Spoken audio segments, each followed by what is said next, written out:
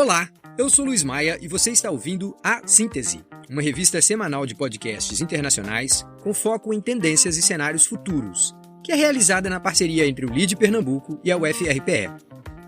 A cada semana, a gente analisa dezenas de conteúdos editados mundo afora e seleciona aqueles que podem nos oferecer mais e melhores perspectivas sobre o que está por vir.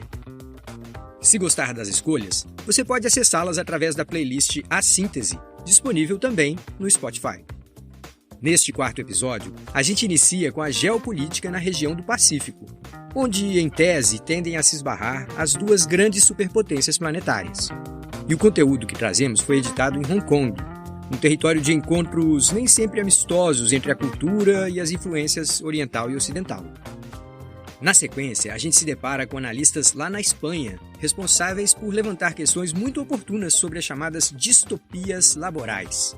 São obras de ficção, na forma de filmes, livros e séries, que nos dão uma noção de como o ambiente de trabalho pós-pandemia tem se tornado um pesadelo, com níveis muito elevados de estresse e ansiedades para tanta gente. Por fim, nosso foco vai para o processo eleitoral em andamento na Colômbia, onde aparece com uma boa liderança, pela primeira vez na história, um candidato à presidência de esquerda. Os temas da campanha, inevitavelmente, esbarram na desigualdade de renda, na descarbonização da economia, mas a tensão aumenta mesmo quando se fala do processo de pacificação iniciado há anos atrás e que teria parado de avançar. Bora começar? Vamos embora! Seria possível dividir nossa vida mental em dois contextos bem separados? O momento profissional de trabalho e o espaço cotidiano, pessoal, familiar? Essa pergunta, que é a base para uma série de ficção científica famosa, veiculada nessas plataformas globais de streaming, a pergunta poderia até soar meio que ridícula há uns 15 ou 20 anos atrás. Mas tivemos o advento dessa espécie de hiperconectividade, e ela nos obriga a reconhecer que estamos todos um pouco mais ansiosos, muitas vezes com a sensação de que a gente não consegue corresponder às próprias expectativas. Vivemos, em maior ou menor medida, uma espécie de culto à produtividade, que invade até as nossas horas de lazer de vez em quando. As protagonistas do podcast Hoy en el País refletem sobre a recorrência, na ficção de nossos tempos, de temas como a tal síndrome de burnout, em que o sujeito vive com uma sensação de permanente desconforto mental, emocional, sente-se totalmente absorvido pelos seus projetos, dos quais muitas vezes nem consegue dar conta. A pessoa dorme mal, recorre a drogas calmantes, estimulantes, ansiolíticos. Legal é que o episódio traz recortes muito impactantes de algumas daquelas obras de ficção. Mas não se chega a discutir o que vem sendo tentado como solução, pelas poucas organizações que parecem ter reconhecido esse problema. De toda forma, fica bem claro que se trata de um problema em escala global e que vale a pena seguirmos monitorando o problema e as soluções. O podcast China Geopolitics é editado pelo jornal South China Morning Post, de Hong Kong. Na sua edição de 20 de maio passado, eles fazem um levantamento de movimentos interessantes no tabuleiro de xadrez geopolítico do Pacífico. Eles citam logo de cara a decisão do Canadá de banir de sua rede 5G a gigante chinesa Huawei. Mas falam também do envio de representantes chineses a Bruxelas, basicamente para tentar gerir as relações mais tensionadas com a decisão chinesa de não condenar a invasão russa na Ucrânia.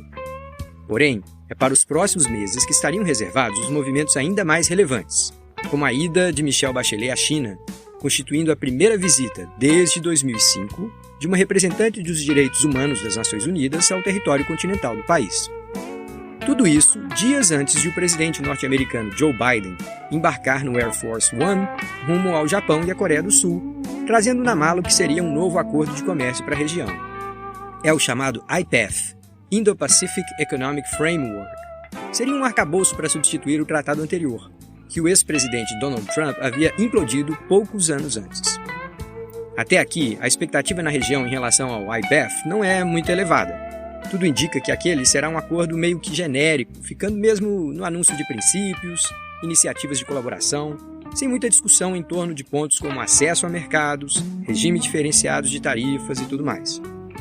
Bom, em todo caso, esses movimentos ocorrem num contexto em que Pequim parece disposta a elevar o tom das acusações contra não apenas as potências ocidentais, mas particularmente contra o Japão, por estarem estimulando movimentos pró-independência em Taiwan.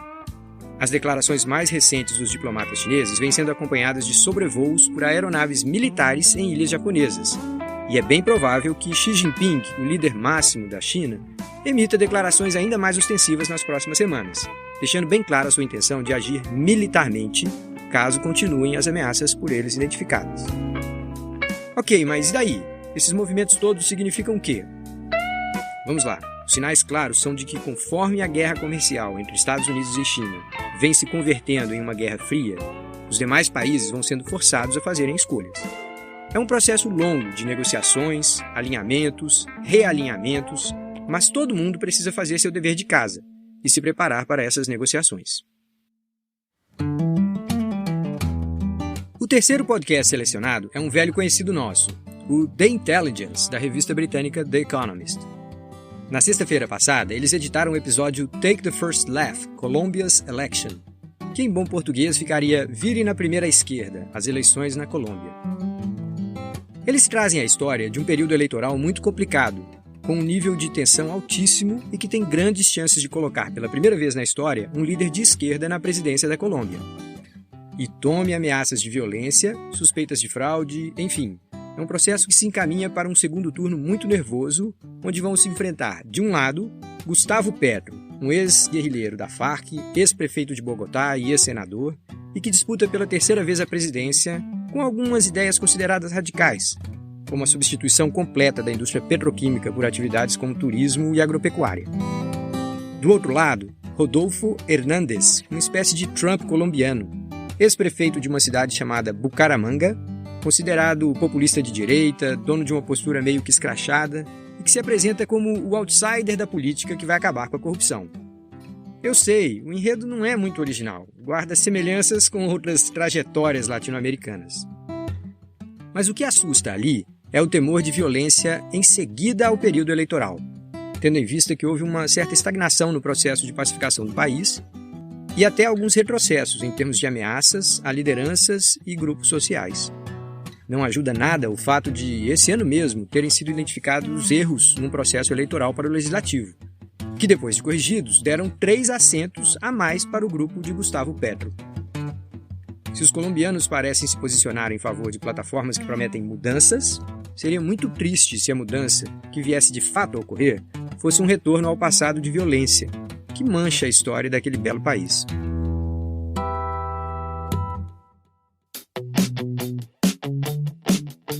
Você acaba de ouvir o podcast A Síntese, uma iniciativa do LIDE Pernambuco em parceria com a UFRPE, através do seu Núcleo Econômico Integrado. Esse episódio editou legalmente músicas obtidas junto aos portais Pixabay e Free Music Archive, incluindo as composições Chill Funk Theme, da Underground, See You Soon, do Lemon Music Studio, Stormy Blues, de Arn Huseby, Sunday Groove, de Michael Colbrin, e nesse momento você está ouvindo a música Funk Background, da banda Twisterian. Vale registrar que a Síntese é uma iniciativa voltada a promover o diálogo e a reflexão, com base em traduções livres de conteúdos originais em língua estrangeira. Sendo assim, nossas interpretações podem conter pequenas imprecisões, aqui e ali, e não devem ser consideradas teses ou recomendações de investimento. Fique ligado e compartilhe!